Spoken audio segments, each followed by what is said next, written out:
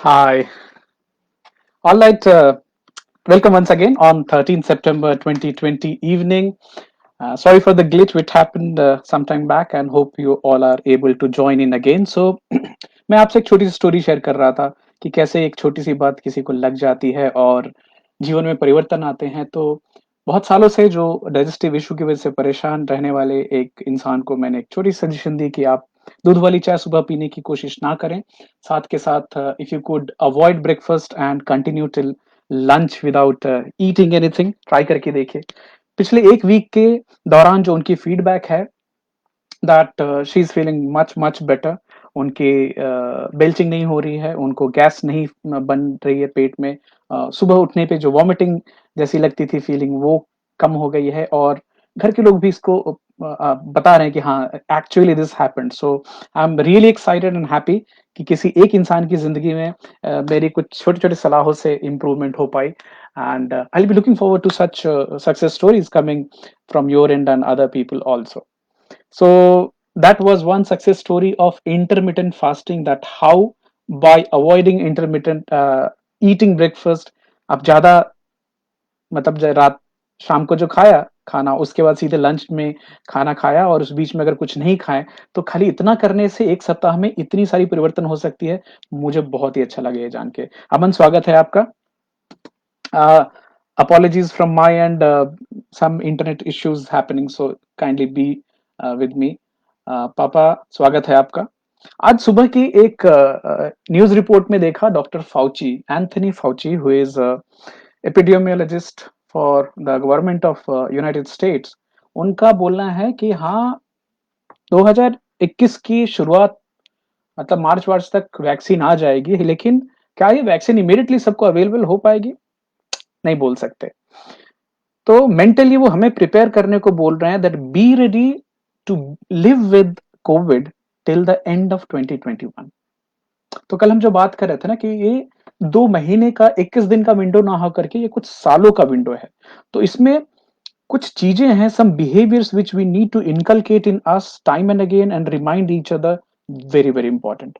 In that context आज मैं आपसे बात करने वाला हूं कोविड और न्यूट्रिशन, खान पान, हमारा जो खाना है, हमारी जो न्यूट्रिशन है। Hi Anchal, hi Ravi and Aman.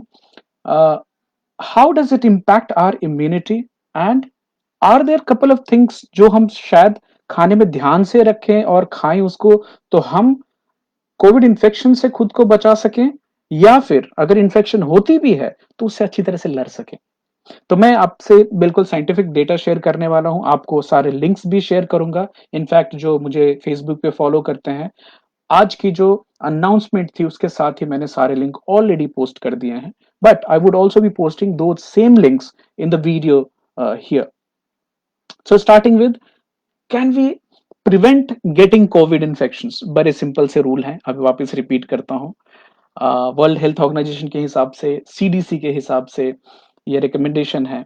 So take step to limit COVID exposure. Number one, clean your hands often. जितनी बार अपने हाथ को सैनिटाइज कर सकें, साबुन पानी से धो सके, उतना अच्छा है। आप पर्सनली मुझसे पूछेंगे, फैसल भाई स्वागत है आपका, आप मुझसे पर्सनली पूछेंगे कि सैनिटाइजर वर्सेस साबुन, जहां आपको साबुन की सुविधा है, जहां पे लिक्विड सोप की सुविधा है, आप वो पहले पहले प्रेफर कीजिए, because a lot of use of alcohol based hand sanitiser may not be good for skin. अगर जहां वो फैसिलिटी नहीं है, फिर आप बिल्कुल अल्कोहल बेस्ड हैंड सैनिटाइजर का इस्तेमाल करें। अवॉइड क्लोज कॉन्टैक्ट, घर के लोगों से नहीं, बाहर में जब भी आप होते हैं, avoid close contact with people. थोड़ी भी बीमारी के कुछ लक्षण, खाली कोविड की बात नहीं, अगर आप बीमार फील कर रहे हैं, आपके एनर्जी लेवल्स डाउन है, then a very humble request is that stay at home, बाहर ना निकलें। Cover your cough and sneeze. Very simple exercises like doing this or using a hanky while you are sneezing or coughing could go a very long way. वापस repeat कर रहा हूं, wear a face mask in public. घर से बाहर निकल रहे हैं, पब्लिक में जा रहे हैं, तो फेस मास्क आपके चेहरे पे जरूर होना चाहिए। 5 चीजें। उसके बाद staying healthy during social distancing और isolation.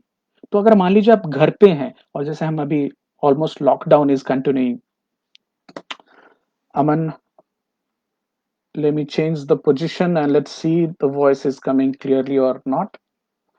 All right. So when you are isolated or quarantined or staying at home, enjoy a healthful food choice. खाने में ऐसी चीजें चुने जिसके बारे में और थोड़ी डिटेल में बात करेंगे, जो हमारे स्वास्थ्य को, हमारी इम्यूनिटी को पॉजिटिवली इम्पैक्ट करे।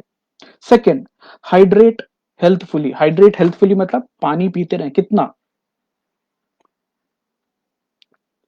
The recommendation of drinking water is 8 to 10 glasses per day, which includes your green tea, black coffee, and other fluids also. हम इसके ऊपर भी थोड़ी और बात करेंगे। Stay active and engaged. आपका दिमाग एंगेज्ड होना चाहिए और आप घर के काम करते रहें, छोटे व्यायाम करते रहें, exercises which you could do at your home, that would be recommended. Make mental health a priority. Very very important to take care of what's going on inside your mind.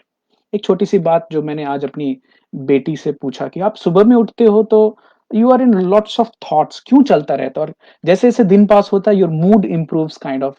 तो ऐसे हैं बहुत सारे लोग इस तरह की प्रकृति वाले। तो शी वाज सेइंग कि most of the thoughts coming early morning to her are negative.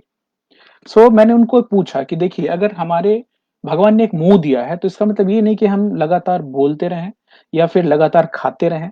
हाथ है तो लगातार उससे कुछ करने की जरूरत नहीं है। उसी तरह से एक अंग है हमारा माइंड, ब्रेन। तो ब्रेन है, माइंड है, इसका मतलब ये थोड़ा ना कि लगातार हमें सोचते ही रहना है। जरा इसके बाद विचार कीजिएगा। So keeping the mental health check is very very important. Doing things which you enjoy, talking to friends whom you love, family members, connection is very very critically important. And having fun in kitchen, कुछ नई चीज बनाना, कुछ नया try करना, it could be very very exciting during these periods. Practice proper home food safety. अभी इसके ऊपर में काफी चर्चा पहले भी हो चुकी है। क्लीन करना, विकास जी नमस्कारम। क्लीन करना, डिसइंफेक्ट करना बाहर से आई हुई चीजों को बहुत इंपॉर्टेंट है। टॉप सरफेस किचन के हैं उनको डिसइंफेक्ट करते रहना है। डोर नॉब्स हैं, लिफ्ट की जो आने जाने की चीजें हैं उनको डिसइंफेक्ट करते रहना है। हाथ धोते रहना है।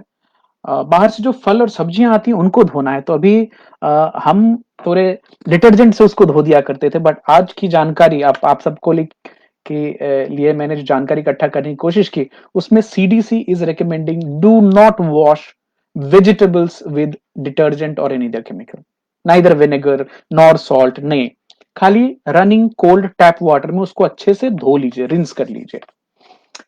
आलू, अदरक और जो ऐसी वेजिटेबल्स है जिसमें मिट्टी लगी होती है उसको एक ब्रश से धोने की सलाह दी गई जिससे वो पूरी तरह साफ हो जाए। बाकी फल और सब्जियों को साबुन से धोने की मनाही है। तो मेरी छोटी वाली बेटी मेरे पे चिल्ला रही थी कि पापा आप क्यों करते हो। अब से मैं नहीं करूंगा। Separate raw meat, poultry, seafood from ready to eat food. ये जो मांस मछली वाली जो चीजें हैं, जो कच्ची चीज बाहर से आती है, उसको खाने की चीज के साथ मिक्स नहीं करना है। जो पकी हुई चीज और जो कच्ची चीज है दोनों अलग अलग रहनी चाहिए। उम्मीद है आप लोग भी इसका पालन कर रहे होंगे, और जो वेजिटेरियन है उनको तो बिल्कुल इसकी चिंता नहीं करनी है। Cook to proper temperature using thermometer. But ये यूरोपियन स्टैंडर्ड से, यूएस स्टैंडर्ड से इंपॉर्टेंट है। हमारे यहाँ तो खाने को ओवर कुक ही किया जाता है। We cook the food time and I mean we sauté, we fry, we boil it. तो हमारे यहाँ बैक्टीरिया वायरसेस के खाने में बचने के चांसेस बिल्कुल ही कम है। और refrigerate anything which is left over for more than 2 hours.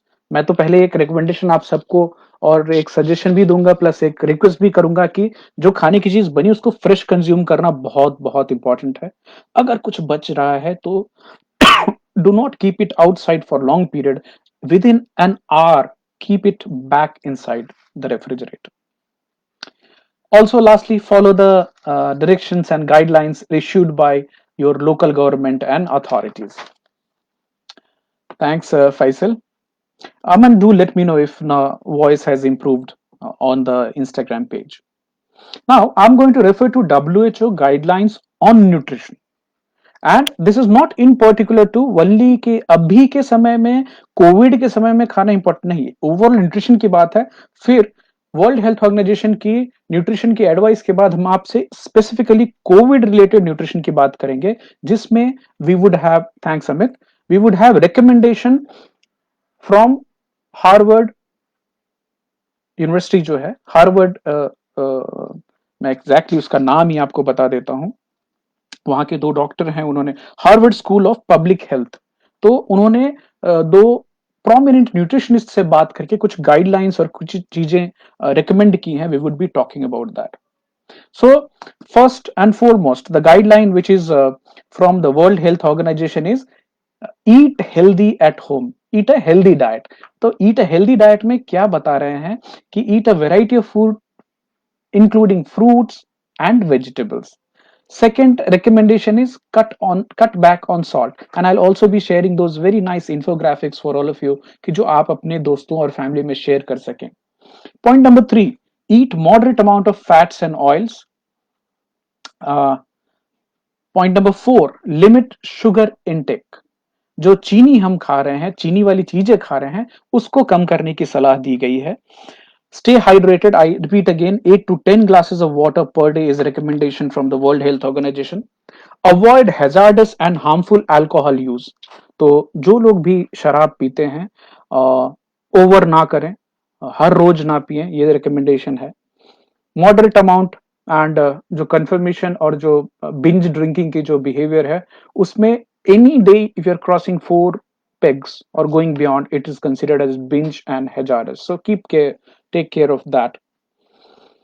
Food safety में जो बात है, कीप क्लीन, खाने की जो चीजें हैं जो बाहर से खास कर आ रही हैं, thanks Aman for the confirmation, Neel भैया शुक्रिया आपका, उनको साफ सुथरा रखें। Separate the raw and cooked food. तो अभी रॉ एंड कुक्ड फूड से बात हमें याद आई, जो हमने वैदिक पीरियड वाला एपिसोड किया था, उसमें वैदिक काल में आपके यहाँ 5,000 6,000 साल पहले एक कॉन्सेप्ट थी कच्चा खाना और पक्का खाना की। कच्चा खाना वो होता था जो डीप फ्राइड नहीं था, जो पकता था और तुरंत खाया जाता था। पक्का खाना क्या होता था? डीप फ्राइड चीजें जिसको फ्राई करते थे और बाद में उसको आप स्टोर कर सकते थे। कच्चे खाने को अपने पड़ोसियों को नहीं देते थे, या बाहर से आने वाले लोगों को नहीं देते, लेकिन पक्का खाना आप लेकर ट्रैवल कर सकते थे, पक्का खाना आप पड़ोसियों को दे सकते थे। तो separate raw and cooked food, उससे मुझे याद आ गया। कुक थॉरली, वापस रिपीट कर रहा है डब्ल्यूएचओ की तरफ से। Keep food at safe temperature, जो फ्रोजन वाली चीजें उनको फ्रोजन रखनी है। फॉर एग्जाम्पल, जो लोग मांस मछली इस्तेमाल करते हैं फ्रोजन, एक बार जो रेफ्रिजरेशन से बाहर निकली तो 2 घंटे के अंदर में उसको इस्तेमाल करना है। आप ऐसा नहीं कि उसको छोड़ दीजिए लॉन्ग टर्म के लिए, बिकॉज फिर बैक्टीरियल कंटेमिनेशन चालू होगी। मैं एक और छोटी सी इंटरेस्टिंग वीडियो शेयर करूंगा। वर्ल्ड हेल्थ ऑर्गेनाइजेशन 5 पॉइंट बताते हैं कि फूड से आपको कंटेमिनेशन कैसे बचाना है, specifically if you are mixing both non veg and veg food in the kitchen. तो बड़ी सिंपल सी टेक्निक्स हैं, उसका पालन करके बेसिकली कुकिंग और क्लीनिंग। एक इंटरेस्टिंग चीज है जिसमें हम लोग काफी जो नॉन वेजिटेरियंस हैं, मछली या मांस या चिकन आता है तो उसको बड़ी थरोली धोते हैं, पानी से 3 बार धोना, 4 बार धोना। हालांकि World Health Organization, CDC, Center for Disease Control, दोनों बताते हैं कि चिकन, फिश, मटन, इन सबको बहुत ज्यादा धोने की जरूरत नहीं है। इनफैक्ट जब भी आप उसको अपने किचन में ज्यादा पानी में धोएंगे तो उससे स्प्लैशेस निकलते हैं, वो बैक्टीरियल कंटामिनेशन ज्यादा फैलाएगा। तो उसको हल्के पानी से धोएं और उसके बाद उसको अच्छे से कुक करें। आप जो चॉपिंग करते हैं वो मटेरियल और जो चॉपिंग बोर्ड है वो क्लीन होना चाहिए, वो जो नाइफ है वो क्लीन होनी चाहिए, कि आपने जो मटन, फिश या चिकन जिससे कट की, उससे वापस आप सब्जियां तुरंत काट लेंगे, खतरनाक होगा। Be careful of that. Use safe water and raw material, वो हमेशा से बोला गया है। नाउ ये थी वर्ल्ड हेल्थ ऑर्गेनाइजेशन की सलाह। अभी इसमें आप लोगों में से कितने लोग इन सलाहों पे ऑलरेडी पालन कर रहे हैं, मान रहे हैं, मुझे बताइएगा। या इसमें से कौन सी एक चीज है जो आपको एक नई इंफॉर्मेशन लगी, तो मेरे लिए वो अच्छी जानकारी होगी। अभी हम बात करते हैं Harvard school of public health की। Harvard school of public health काफी आई वुड से प्रासंगिक, at the same time very reputed, प्रतिष्ठित इंस्टीट्यूशन है, जो कि गाइडलाइंस इशू करते रहते हैं और सामयिक भी है। तो मैं सामयिक इसलिए बोलूँगा कि मैं जब भी रिसर्च कर रहा था, तो मुझे पता चला कि बहुत सारी nutritional guidelines are still referring to a common time. I could find this resource which is specifically pointing out to nutrition and couple of scientific studies which are pertaining to respiratory tract infection and also Covid के समय की बात। तो मुझे ये अच्छा लगा। मधुप चाचा जी, स्वागत है आपका। दो डॉक्टर हैं जिनकी इंटरव्यू इसके दौरान ली गई है, डॉक्टर वफाई फौजी एंड डॉक्टर वॉल्टर विलेट। अभी ये दोनों डॉक्टर साहब का बोलना है कि जो न्यूट्रिशन है और जो इम्यूनिटी है, these are both very very closely interlinked. अगर आपकी न्यूट्रिशनल स्टेटस अच्छी नहीं है तो आपकी इम्यूनिटी अच्छी नहीं होगी। पुअर न्यूट्रिशन, जब भी खाने में अगर सब चीजें अच्छी मात्रा में, संतुलित मात्रा में ना रहें, तो chances of you and me getting bacterial infection, viral infection increases. By the way, respiratory tract infection primarily are attributed to viruses only. एक और चीज है, long term chronic illness also leads to nutritional disorders. आपके शरीर में किसी खास चीज की कमी या बढ़ोतरी देखी जाती है, तो that is called as nutritional disorder. अभी 3 या 4 खास पॉपुलेशन है जिनको इस कोविड के दौरान और ज्यादा ध्यान देने की जरूरत है, और ये इतने कॉमन है ये कंडीशंस की आपके हमारे सबके परिवार में आपको ऐसे लोग मिल जाएंगे। सबसे पहली diabetes. India, we are called the capital of diabetes. Second is hypertension, again a very very common ailment which is seen across. Silent killer बोलते हैं इसको। तो जब तक सिम्टोमेटिक नहीं हो तब तक लोगों को पता भी नहीं चलता कि उनको बहुत हाई ब्लड प्रेशर रही है। ओबेसिटी इज वन थिंग, जिसमें अगर आपकी वेट जो बीएमआई होती है, बॉडी मास इंडेक्स, अगर वो ज्यादा है तो आपकी सिवियरिटी जो है, कोविड मैनिफेस्टेशन की, कोविड इन्फेक्शन की सिवियरिटी वो बढ़ जाती है। फैसल पूछ रहे हैं, please anything about the smoking during the pandemic of Covid. Smoking has always been considered to be an activity which decreases the immunity. So, would it help in COVID scenario? Absolutely not. So, should you stop completely? Of course, you should if you can. Otherwise, uh, you could think of minimizing. If you're smoking 5 cigarettes a day, try and minimizing that. That's my humble and sincere request to all of you. Now, खाना क्या है? खाने में क्या चीजें हम add करें या डिक्रीज करें या बढ़ाएं? तो सबसे पहले जो इम्पोर्टेंट चीज जो बोली जाती है कि आप फ्रूट्स बढ़ाएं। 2 cups of fruits per day. अभी मैं खुद से सोच रहा था कि हम बच्चों को तो फल खिला देते हैं, बट हम खुद ही नहीं खाते हैं फल। Vegetables, luckily in India we are having a very rich tradition of eating lots of vegetables. However, एक चीज आपको बड़ी इंटरेस्टिंग बताना चाहूंगा। पिछले 100 साल के अंदर में ही, 100 साल पहले तक हमारे पूर्वज सैकड़ों अलग अलग तरह के प्लांट, बेरीज और अलग अलग पौधे खाते थे। अभी हम पूरा हमारा जो खान पान वो केवल 17 स्पीसीज में घूम फिर कर रह गया है। तो हमारी जो खाने की डाइवर्सिटी थी, जो इतनी सारी चीजों से अलग अलग तरह की न्यूट्रिशन मिलती थी, वो कम होती जा रही है। और ये सोचने की बात है। तो मुझे ये भी एक आइडिया लगी कि I should also be talking about how the changes in the food pattern, the nutrition diet as well as the eating habits जो हमारी चेंज हुई हैं, उसका क्या इंपैक्ट है हमारी ओवरऑल हेल्थ पे। फॉर एग्जाम्पल, फल की बात चल रही तो फल से ही याद आया, फल में जो वेरी कॉमन शुगर होती है जिसको बोलते हैं फ्रुक्टोज। आपको ये जानकर आश्चर्य होगा कि जर्मनी में रहने वाले लोगों में सबसे कॉमन एलर्जी जो देखी जाती है वो है फ्रुक्टोज एलर्जी। वो फ्रुक्टोज को तोड़ नहीं पाते, तो फल खाने के बाद उनको इंडाइजेशन की तकलीफ होती है, belly pain and all that. Now nutritionists are saying, dieticians are saying कि अभी जो हमारे आजू बाजू में abundance of fruits and vegetable हो गया है, जो फ्रूट्स पहले सीजनल हुआ करती थी अभी वो हमेशा हमको मिल रही है। तो habitually when we were hunter and gatherers, तो हमें फ्रूट कभी या तो सीजनल मिलता था या फिर कभी कभार कहीं दिख गया तो हम, तो फ्रूट वाज काइंड ऑफ एक साथ हम इतना बहुत सारा नहीं खाते जो अभी पिछले 50-60 साल के अंदर में चेंज हुआ है। Okay, moving on. Whole grain खाने की बात की जाती है। होल ग्रेन मीन्स मोटे दाने जो हैं, इसमें आपके हमारे यहाँ तो मिलेट हैं, ज्वार है, बाजरा है, बट गेहूँ भी आता है उसमें, ब्राउन राइस की भी रिकमेंडेशन दी जाती है। हालाँकि व्हीट जो है वो हमारे खाने में इतनी अंदर तक घुस गया है कि अभी ब्रेकफास्ट, लंच, डिनर में 3 टाइम गेहूँ खाई जाती है और उसके अलग सीलिएक डिसीज़ और डिस्कम्फर्ट वाली बात है। तो आप में से कुछ लोग गेहूँ की कोई चीज़, अगर इंडिजेशन की थोड़ी शिकायत है या फिर पेट में दर्द-वर्द होता है कभी खाने के बाद, तो शायद गेहूँ 1-2 दिन छोड़कर देखें, आपको खुद ही पता चलेगा, अगर आपको सीलिएक रिलेटेड कुछ कॉम्प्लिकेशंस हैं तो। चावल में ऐसी कुछ दिक्कत नहीं होती है। लेग्यूम्स खाने की बहुत-बहुत सलाह है। It should be a primary factor in in your food और इनको आप जितना खाएँ उतना खाने की सलाह है। ये मतलब एसेंशियल चीज़ें हैं। नट्स खाने की सलाह दी गई है। मॉडरेटली क्या खाना है? अ, मॉडरेशन में कम खाना है। मछलियाँ, डेयरी से रिलेटेड जो प्रोडक्ट्स हैं वो, चिकन मॉडरेट खाना है। लिमिट करने को बोलती है न्यूट्रिशनल एडवाइस कि रेड और प्रोसेस्ड मीट को कम करना है, रिफाइंड कार्ब्स कम करने हैं। रिफाइंड कार्ब्स को अब सबसे साधारण तौर पे जब रिफाइंड कार्ब्स जो देखते हैं वो मैदा है हमारे यहाँ। बाकी जो भी चीज़ें पैकेट से खोलकर हम निकाल कर खाते हैं, बिस्किट्स हैं, नूडल्स हैं, all contain a lots of carbs eight the same time.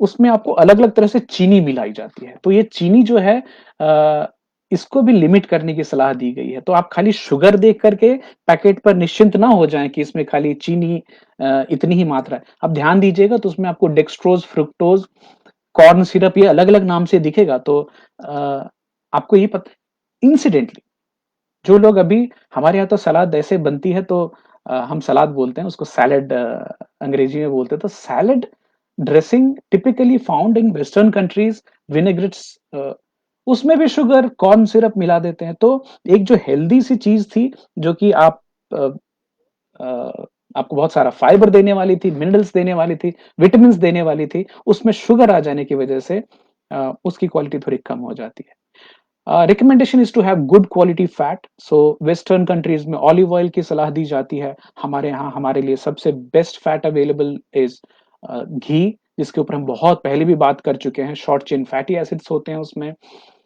उसमें प्रोबायोटिक एलिमेंट्स पाए जाते हैं और घी को तो देवों का खाना बताया गया है हमारे वैदिक समय से ही एक और चीज़ जो रिक्वेस्ट कर रहे हैं हार्वर्ड के न्यूट्रिशनिस्ट अभी का समय जो है ये कोई एक्सट्रीम डाइट फॉलो करने का नहीं है।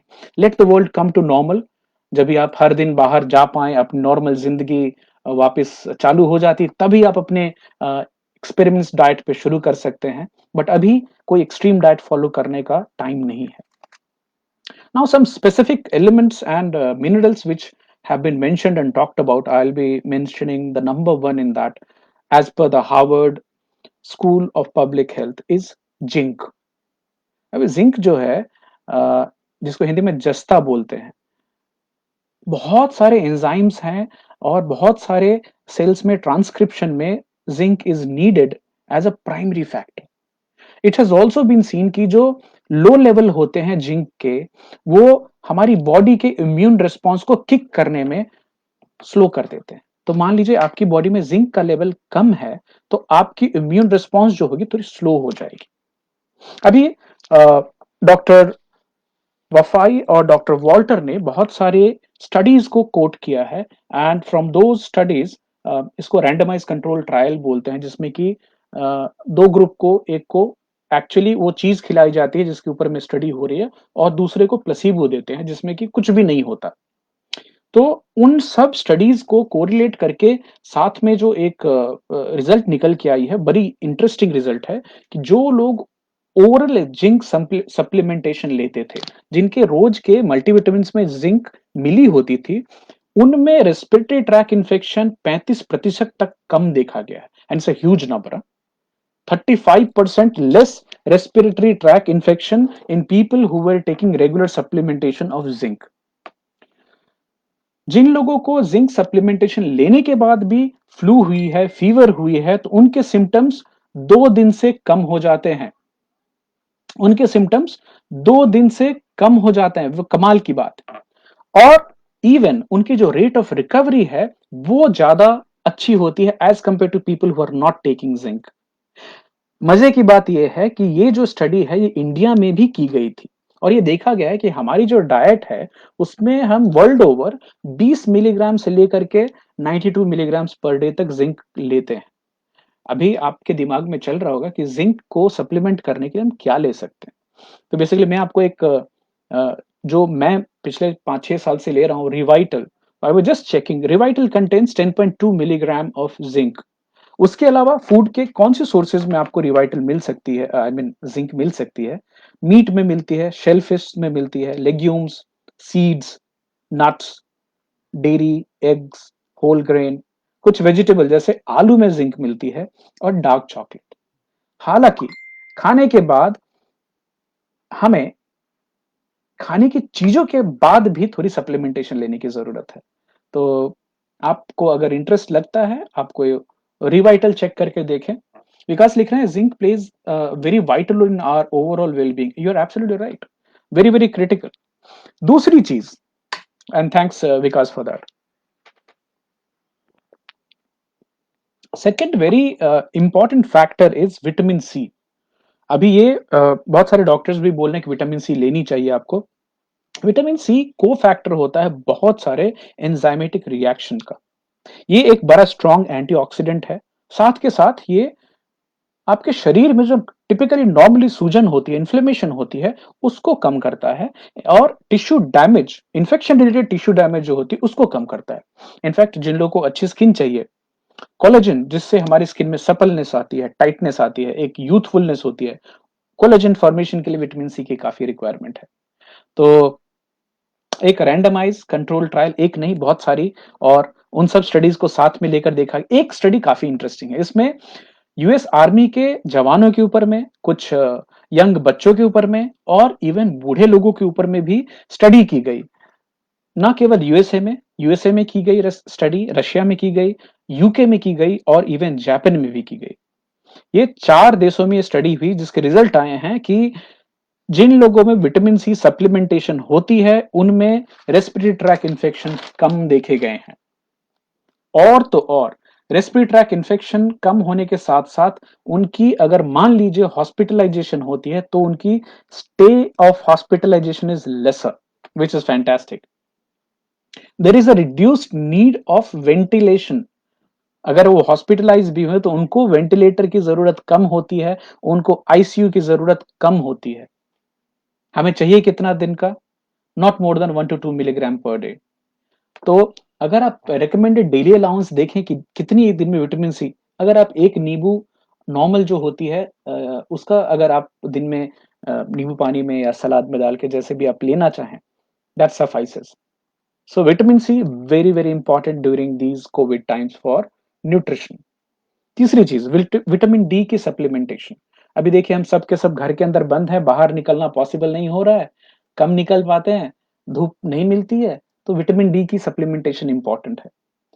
इससे जो लोग विटामिन डी 1000 आईयू तक, इंटरनेशनल यूनिट तक रोज का लेते हैं, उनमें chances severe acute respiratory tract infection के कम होते हैं, कमाल के लेवल से 12% से लेकर 75% तक कम हो जाते हैं। तो क्या विटामिन डी हेल्दी लोगों को भी सप्लीमेंट लेना चाहिए? यस, लेना चाहिए। अगर आप किसी और दवाई ले रहे हैं तो अपने डॉक्टर से इसकी सलाह जरूर ले लें। बट जो हार्वर्ड के 2 न्यूट्रिशनिस्ट हैं, डॉक्टर्स हैं, उनका बोलना है we should be taking vitamin D supplementation. और तो और अगर लीजिए कि विटामिन डी सप्लीमेंटेशन लेने वाले अगर इन्फेक्टेड भी हो जाते हैं तो उनमें फ्लू के सिम्टम कम होते हैं, उनकी रिकवरी फास्ट होती है। तो ये मुझे बड़ी कमाल की चीज लगी। आप सब मित्र हैं और फैमिली हैं, आपको एक और कुछ टिप देना चाहूंगा। अभिषेक जी लिख रहे हैं health is real wealth so we should maintain it, thanks for your knowledge sharing sir, you are most welcome. एक तो मैंने बताया कि हम टिपिकली 4-5 साल से रिवाइटल एच ले रहे हैं और एक रिवाइटल एच फॉर विमेन भी आती है, वो तो घर में हम सब लोग ले रहे हैं। कोविड के पीरियड में एक कमाल की चीज है जो हमारे आयुर्वेद में काफी प्रोमिनेंटली बात की जाती है, अश्वगंधा। तो हमने जब से ये मार्च अप्रैल से अश्वगंधा 2 टैबलेट हम लोग रोज सुबह में ले रहे हैं। हिमालय की आती है और साथ के साथ हम एक और भी दवाई खाते हैं, वो भी हिमालय की है, वो ब्राह्मी खा ले रहे थे। ब्राह्मी वाज़ आपको मालूम होगा कि वो बच्चों को याददाश्त अच्छे करने के लिए, ब्रेन पावर के लिए दी जाती थी। So this is the combination which we are continuing. आप भी देखें, चेक करें, आपको if you find that that suits your overall nutritional requirements, आप उसको चेक कर सकते हैं, देख सकते हैं, अपने डॉक्टर से भी बात कर सकते हैं। अभी कल कुछ लोगों ने कुछ वीडियो शेयर किया कि जिसमें कि एक प्रीस्ट, पादरी जो हैं, वो सर्मन देते-देते, बात करते-करते ही फेंटेड एंड वीडियो में बताया गया कि वो मर गया, और मरने का कारण जो था क्योंकि वो मास्क पहने हुए थे, और मास्क पहनने के दौरान आप खाली अपनी ही कार्बन डाइऑक्साइड वापस इनहेल करते रहते हैं, तो ये डेंजरस है और इसकी वजह से मर गया। तो मैंने उनको प्रॉमिस किया कि देखिए, ये तो पहले मुझे सत्य नहीं लगता है, और इसके ऊपर में थोड़ी हम डीप डाइव करेंगे। तो आज हमने थोड़ी डीप डाइव करी है, जो वो लिंक भी मैं आपसे शेयर करूंगा। Centre for Disease control USA, जिसको हमारे भारत की जो एजेंसियां हैं वो भी उसके रिकमेंडेशन को, वर्ल्ड हेल्थ ऑर्गेनाइजेशन की रिकमेंडेशन को आगे बताती हैं। अभी क्या-क्या चीजें करनी है हमें, सीडीसी मास्क पे क्या बोलती है, मैं वो लिंक शेयर करूंगा, बट उनका बोलना ही मोटा-मोटा है कि आपको 2 या 3 लेयर की मास्क पहननी चाहिए। आपका नाक, मुंह और चिन तीनों सिक्योर होना चाहिए। अ, मास्क कैसे नहीं पहनना है वो भी बड़ी अच्छी इन्फोग्राफिक है, आई विल बी शेयरिंग दैट। अभी भी बात करता हूँ। 2 साल से कम उम्र के बच्चों को मास्क पहनाने की जरूरत नहीं है। ना ही उन लोगों को मास्क पहनने की जरूरत है जिनको ऑलरेडी सांस की तकलीफ है, जिनको प्रॉब्लम है, या वो लोग जो खुद से मास्क ना हटा सके, उनको मास्क नहीं पहननी। N95 मास्क क्या हमें पहननी है? नहीं, हमें नॉर्मल कपड़े की मास्क ही पहनने की रिकमेंडेशन दी गई है। अभी हम आपको थोड़ी चीजें बताते हैं कि मास्क के बारे में, कि कम से कम 2 या 3 लेयर की मास्क होनी चाहिए, जो कि ब्रीदेबल होनी चाहिए और वॉशेबल होनी चाहिए। कंप्लीटली हमारे नाक और मुंह को कवर करनी चाहिए, और टाइट होनी चाहिए। तो अभी एक छोटी रिकमेंडेशन देना चाहूंगा। हमने ऑनलाइन मास्क मंगाई है माइंत्रा से, जो पीटर इंग्लैंड कंपनी ने बनाई है। 3 लेयर्ड मास्क है, अच्छे डिजाइन में आती है। उसके ऊपर में नोज क्लिप भी लगी हुई है, वायर है, और टाइट नहीं है। हालांकि ये जो मास्क है वो आपके कान के ऊपर से जाती है और पीछे, और उसमें उन्होंने एक एडजस्टेबल टाइट करने वाला मटेरियल भी दिया है कि आप उसको लॉक करके अपने हिसाब से उसको टाइट या लूज कर सकते हैं। अभी ये तो है मास्क कौन सा लें जो कि आपको स्नगली फिट हो। कौन सा मास्क नहीं लेना है? जो ऐसे फैब्रिक से बना हो, ऐसे फैब्रिक से बना हो जो कि जिसमें आप सांस नहीं ले सके, जैसे विनाइल से बनी हुई। बहुत सारे लोग एग्जॉस्ट वॉल्व वाले मास्क पहन रहे हैं, वो एडवाइजेबल नहीं है, वो वायरस से प्रोटेक्शन नहीं दे पाएगा। और ये भी जानिए कि वो खाली बाहर से ही नहीं, आप भी अगर इन्फेक्टेड है तो आप भी वायरस बाहर छोड़ पाएंगे। N95 अवॉइड करने की सलाह सीडीसी देती है, क्योंकि वो हेल्थ वर्कर्स के लिए है। अभी बहुत सारे लोग पूरे ऐसे पूरा पहनते हैं, जिसको गेटर्स बोलते हैं, उसकी इफेक्टिवनेस अभी तक साइंटिफिकली प्रूवन नहीं है।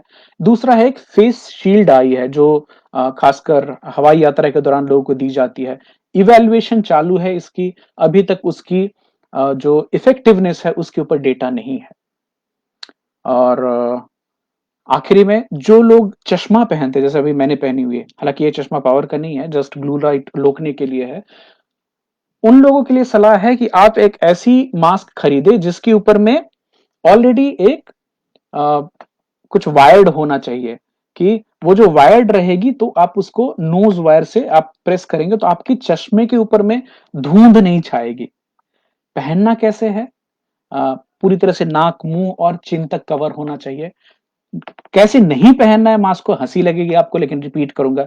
गर्दन में नहीं लगा के रखना है, ना ही सर पे लगा के रखना है, ना ही खाली मुंह को ढकना है और नाक खुली नहीं, या फिर नाक ढक लिया मुंह खुला नहीं, वो भी नहीं है।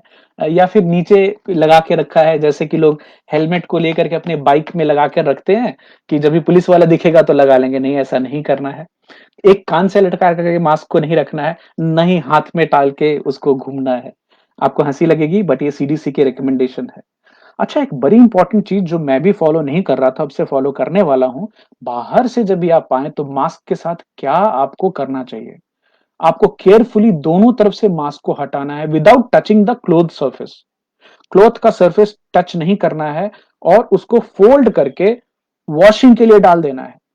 वॉश कैसे होना चाहिए? नॉर्मल डिटर्जेंट में गर्म पानी में वॉश होनी चाहिए बाहर से एक बार जो आप मास्क पहन के आए। अब मैं तो सोच रहा था हमारे यहाँ तो मास्क एक बार क्या 5-6 बार इस्तेमाल होती तब जाके शायद धुलती है, नहीं धुलती है। तो अभी देखिए किसी एक इंसान की एक वीडियो की वजह से मैंने जो थोड़ी जानकारी निकाली तो उसमें से इतनी सारी चीजें निकल के आई हैं। मैं वो लिंक शेयर करूंगा, how to select and clean and use a mask. So these are the couple of pointers which I wanted to talk about today। वापिस रिपीट करना चाहूंगा, कोई स्पेसिफिक खाना नहीं है जिसको खाकर आप कोविड से अपने आप को बचा सकते हैं, नहीं। आपको नॉर्मल हेल्दी खाना खाना है जिसमें फ्रूट्स वेजिटेबल्स ज्यादा होने चाहिए। Supplementation, yes, I'll repeat, zinc, vitamin C, vitamin D has been proven to be giving more protection against respiratory tract infection। तो सप्लीमेंटेशन का ध्यान रखें। अगर आप कोई दवाई ले रहे हैं तो अपने डॉक्टर से जरूर सलाह लें।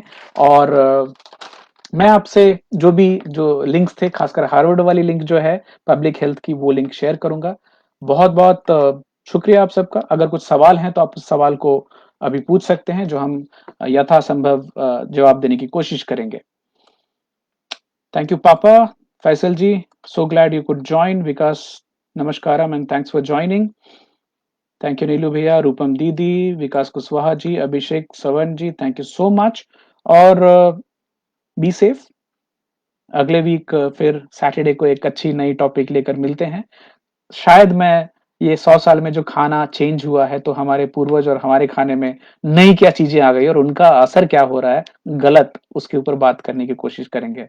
तो अपना ख्याल रखिए, मिलते हैं फिर next week. Take care, bye bye, नमस्कार।